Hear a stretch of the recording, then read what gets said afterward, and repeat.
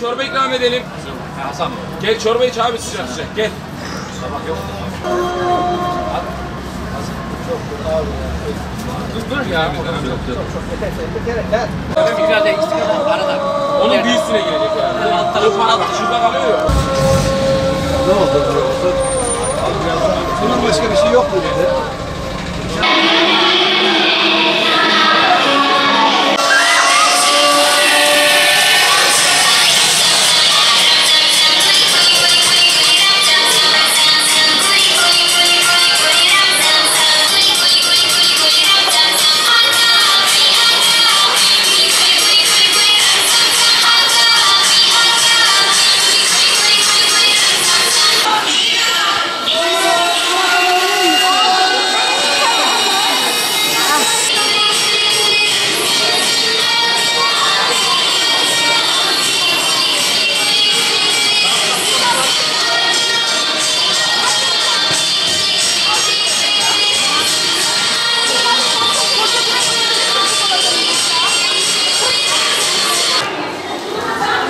Ayrancı ablamızı alkışlıyorum.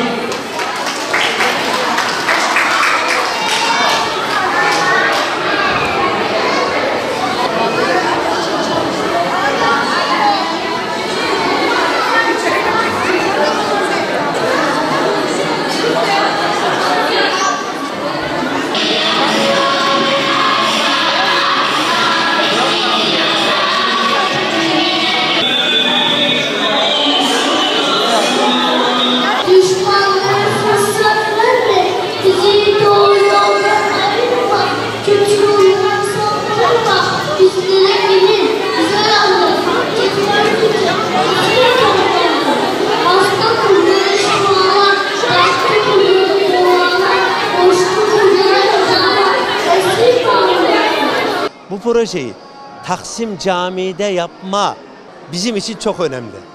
Efendim ikincisi projede en büyük zirveye ulaştık. 700 çocuğu giyindiriyoruz ve aynı zamanda halka dışarıda 4000 çorba ikram ediyoruz. Çocuklarımızı giydirdikten sonra çeşitli hediyeler veriyoruz ve döner ayran ikram ediyoruz.